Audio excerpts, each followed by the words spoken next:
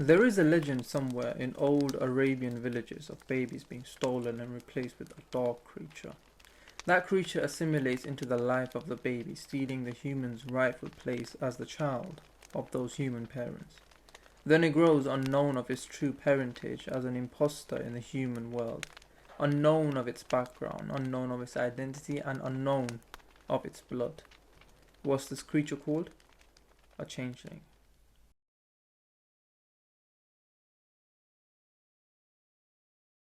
Changelings are a special race of Djinns that are different from normal Djinns. In most Arab folklore, changeling is a term given to a Djinn baby that is swapped with his human counterpart at the time of birth. Unlike other Djinn mythologies, this belief is uniquely universal, meaning it is found in nearly every region of the world: China, Africa, Europe, etc. But it is more prominently known in Europe compared to Arabia, and even as far back as 200 years ago, there were reports of parents or villagers killing babies because they'd been found to be changelings. However, in this episode we'll be mainly focusing on the stories in the Arabian Peninsula. In the Arabian Peninsula, changelings are thought to be the children of Jinn. They are swapped out for human babies, and there are a number of reasons why this may occur. According to Arab folklore, a Jinn may want to have a human child out of love for that child, or malice for their parents, or simply to put its Jinn child in an environment where it will be better raised. According to some beliefs, it is believed that Djinns raised in the human world grow up with better manners and class.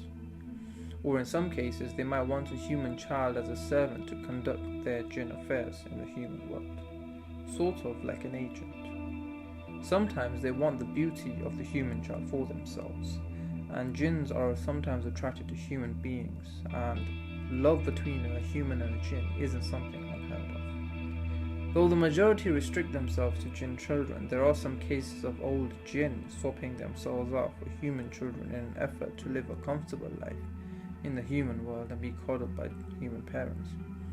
In anime terms, Djinns isekai themselves or their kids into the human world. But how can one know if their child is a human or Jinn?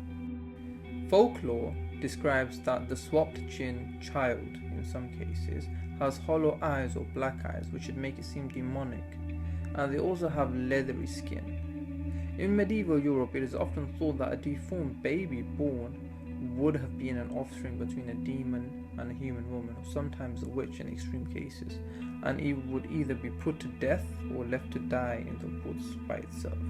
Pretty gruesome, if you ask me. But coming back to Jinn babies, it is difficult to ascertain whether a baby is a human or a Jinn.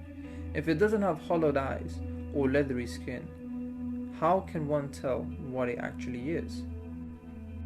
So this is where Arab folklore tells us that Jinn babies grow up stronger and faster compared to normal human babies. If a baby at a young age displays an out-of-this-world growth and intellect, chances are that that baby is a Jinn's child. I mean, if your baby starts spitting out Pythagoras' theorem at the tender age of 2, then either he's too smart or he's a Jinn baby. Either way, it's bad news. So what does a person do if the child is taken away and a Jinn baby is left in their stead? Well, folklore tells us there are two ways. European folklore tells us that you can burn the baby by scorching it or exorcising it, and threaten it with a flaming hot sword in hopes that 1-month-old baby will jump out of his crib and tell you where your real child is, in Queen's English. Arabian folklore tells you that you need to leave the Jinn baby in a cemetery in the night for 20 minutes, and within those 20 minutes the Jinn baby will be swapped out for your human baby. Of both folklore, the Arabian one is mild, but both result in severe child abuse, something I'll talk about at the end of this video.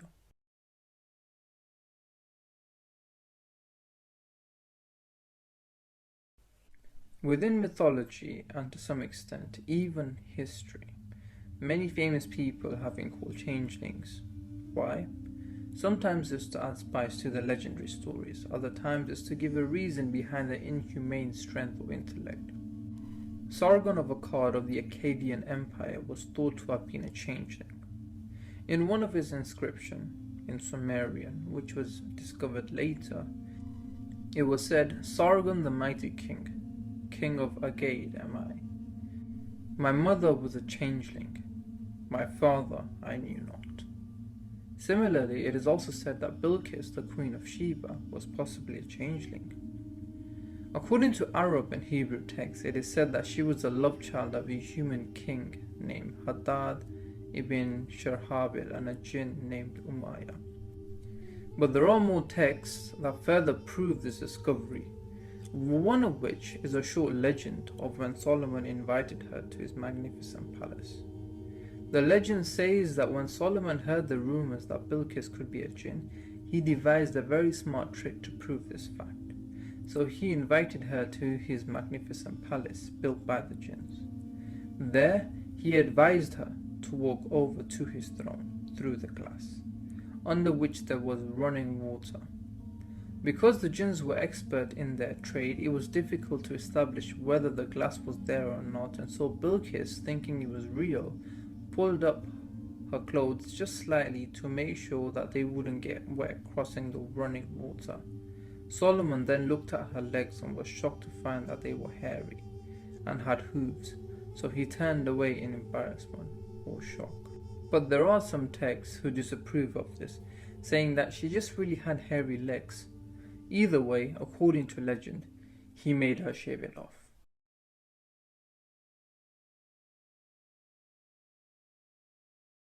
There are incidents of where changelings have been found, though these are rare across the Middle East, but they are more notable in Egypt. In 1971, a folklorist by the name of Hassan el-Shami narrates a tale of a housemaid named Ghalila. Ghalila worked as a maid for a well-off family in the Mahdi suburb of Cairo. She narrated a story she heard from her father, who came from a small village in the Nile Delta. She says that there is a man in the village who married a woman, and she gave him a son, who was only 40 days old at that time. One day the mother left the boy in his room to do some work, and when she came back, she found him to be sick. Worried, they took him everywhere, to doctors, sheikhs and imam, to see if they could fix his problem. They even turned to Sufism and took him to the shrine of Sayyid al-Badawi, yet the venerable saints could not fix the boy. It was said that the boy's stomach was like a black hole. He ate everything he could, but the food didn't affect his skin nor his growth as a baby.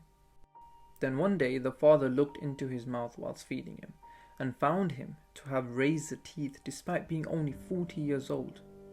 It clicked to him immediately that this thing wasn't his son, but a budal, or a changeling. And he immediately dished out a cane and began whipping the baby. Eventually the budal spoke in a pained and gruffy voice and said, "I'll bring your child back."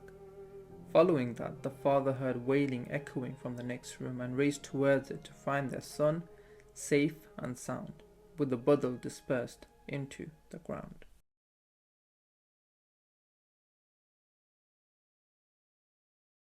Around 200 years ago, the idea that changeling existed was predominantly popular in the suburbs and villages of Europe, mainly England and Ireland, though in Arabia, that thought survived the years and now inhabits the minds of Egyptians living in villages across the Nile and maybe Cairo. But there is an issue with this mythology or belief, and it lies not within the mythos itself, but how people perceive it and act upon it. Bridget Cleary was a dressmaker and exceller in Ireland in 1895, but to many she was dubbed as the last witch of Ireland. She was accused by her husband of being a changeling, and the madman did what any madman does. He burned her alive while shouting that this wasn't Bridget he was burning, but a witch who has taken the shape of his wife. He was sentenced to jail. Another example of his backwardness can be found in the writings of an Egyptian medical doctor, Abdurrahman Ismail, who explains that the outdated and savage remedies people have to babies who don't act normal. He describes that when people suspect a newborn of being a changeling, they will leave it in an oven without a fire underneath, or a tomb where no corpse has been buried for at least a year. And they leave it from nightfall till morning, hoping the Djinns would return their babies back to them, but in their savage ignorance, the child dies.